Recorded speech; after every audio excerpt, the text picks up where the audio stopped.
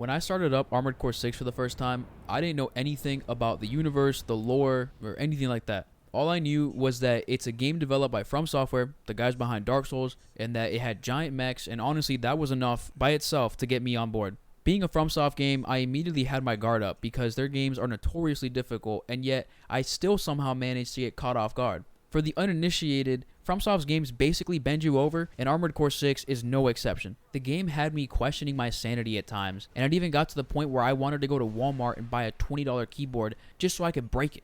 Despite that, this game is absolutely incredible, and I want to share with you why I think it's worth checking out. Although this game can be really difficult at times, if you're patient, willing to learn from your deaths, and to try new things, you'll overcome the fights in no time. I gotta say, you are going to die on bosses over and over, but that's just part of the process. I'm not saying this to scare you away. I say this because I've seen people online that are either refunding or just straight up uninstalling their game due to the difficulty, and I feel like this happens every time a new FromSoft game releases. Beating those tough fights is incredibly rewarding, and they leave you feeling on top of the world. The draw of these kinds of games, at least for me, is that sense of accomplishment that you get when you finally take down the boss you've been fighting. I mean, the rush of adrenaline as you get their health down, now your heart's pumping, and the next thing you know, boom, you died with the boss at 5% HP, but that's okay because we go again. Even during the times when I was tilted on a boss fight, I found myself wanting to go again just because the combat in this game is like crack. It's super fluid and it feels like you're an anime character just boosting around the arena, firing your giant shoulder cannons. The combat mostly consists of you just dodging around, trying not to get hit. Your two primary weapons, you have one on your left hand, one on your right hand, and then your two back weapons, which are also left and right. Now that by itself is really simple, but a lot of the difficulty comes from everything that's thrown at you at the same time. You can have trash mobs that are shooting rockets at you from across the map, and you have to dodge them, or it's a big boss where he just shoots a trillion missiles and you have to try to dodge them all. What? Oh my god. Now, I never played the previous Armored Core games, but my understanding is that ACs are supposed to be top-of-the-line forces on the field, and this game excels in giving you that feeling. Running through missions, you really do feel like a badass mech pilot just tearing through enemy units, and when you run into other ACs, you immediately notice a difference in difficulty, but it's a nice spot in between the big bosses and the general trash mobs.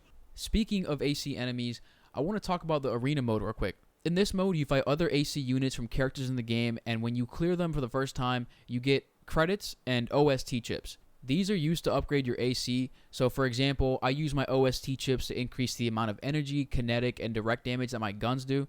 These chips are basically just another form of progression and further customization for your build, and really let you build into your playstyle. You can only get these OST chips once for completing the fights, but as you progress through them, you'll slowly rank up and unlock more fights. You start off in F rank, and you move all the way up to S rank number 1 slot, in which case you have beaten all of the arena and you are the number 1 character. I also want to talk about the missions themselves, not just arena. Some missions were simple and short, and other missions were longer with multiple bosses. I honestly didn't even expect to see missions in this game, as my previous FromSoft experiences were usually either semi or fully open world. I enjoyed the change of pace with the missions, and although I feel like some of them might have been a bit repetitive on the surface, the different combat encounters more than made up for it. On top of that, you can go back and replay the missions to try and get S ranks, which means that you cleared the mission quickly, you had low repair cost, so you did a good job not getting hit, and you didn't have to burn through all of your ammo. This adds a big layer of replayability for those seeking to get all S ranks for the flex or the achievement. I know I personally won't be trying that, but props to the people who do. The last, and to me, most important thing that I want to cover about combat is bosses and their fights. For the most part, it felt like I was steamrolling the missions up until the first big boss in Chapter 1.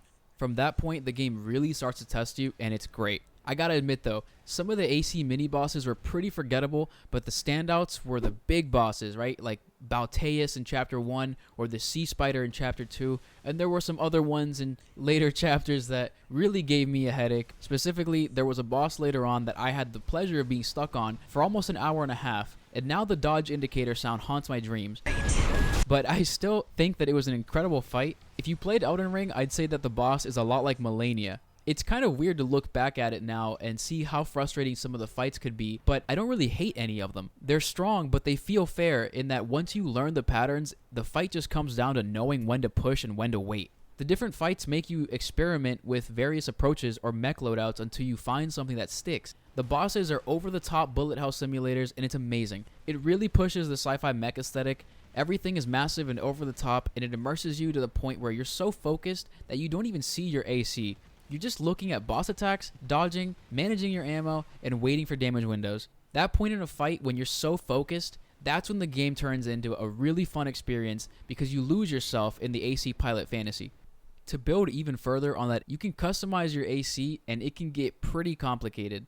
I already talked about OST chips earlier as a form of customization, but here I want to talk about actually building your AC, from weapons to actual mech parts, and of course, I'll also talk about the cosmetic side of things because I'm a huge fan of the options that this game has for you to truly make your own mech. So starting off, you can spec your AC for your playstyle by changing out parts like the legs, core, arms, generators, and of course your guns. That's just to name a few. From the start, I knew I wanted to do something really fast, and I was okay with being a little light on health, so my final mech focused a lot on high energy capacity to fit my laser cannons, and I tried to keep it light otherwise with a nice set of thrusters to maximize my dodge speed. By the end of my run, I was feeling like the Flash. I could move fast, dodge fast, and I could even sustain air combat for a decent amount of time. It did take me a little bit to learn how everything worked because there's a lot of new terms in the game, but thankfully there's a handy context menu that explains it all. On top of that, the stats screen is super helpful and gives you everything that you need to know about your current or potential loadout. The game tells you if you can run certain equipment or if it exceeds your AC's max capacity, which is really handy for planning out builds from the garage. Then, of course, we've got the cosmetic side of things. I'm pretty sure that over the 22 hours that I spent on my first run, I spent at least 2 of those full hours just changing my AC's colors. I was absolutely baffled by the level of cosmetic changes that you could make, especially when I realized that they just give you an RGB color picker to choose from, along with different material reflectivity and weathering options. I'm almost certain that if this was released by a different studio, they would have charged me $5 to pick the colors, and then another $5 on top to pick the material reflections.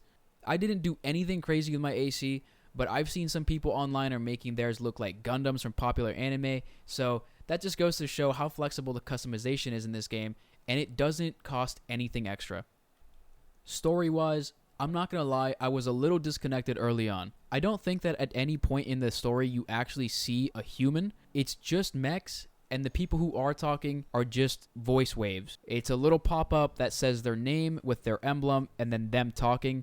There's no faces or anything, so I think there was a little bit of a disconnect there for me specifically because I felt like in a way I was just kind of watching a visual novel or something. I think that a big part of this is also I'm not very familiar with this world or the lore like those who have played the previous games, but it didn't take long for the story to pick up, and when it did, I was hooked the whole way through.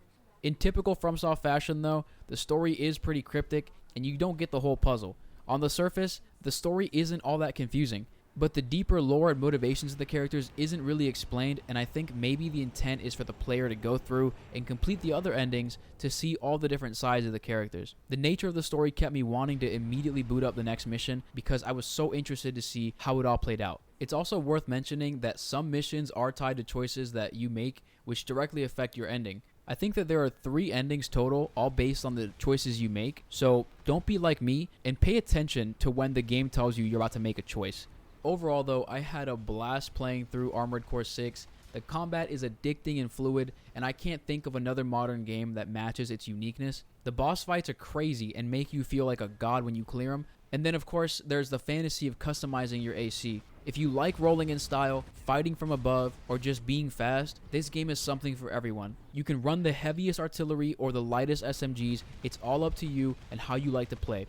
I'm really looking forward to playing again and trying to unlock the other 2 endings as something to come back to every once in a while when I get the mech pilot itch. I can say that I am now an Armored Core fan, and I'm excited to see what the future of the Armored Core franchise looks like. In the end, I'm 100% going to recommend this game if you're a fan of FromSoft titles or if you just think the game looks cool and you're okay with the difficulty. Just please don't break your controllers. With that being said, guys, make sure to drop a like if you enjoyed the video, and if you've played through, let me know if you've been stuck on a boss for what felt like an eternity and which boss it was. As always, thanks for watching, and I'll catch you on the next one.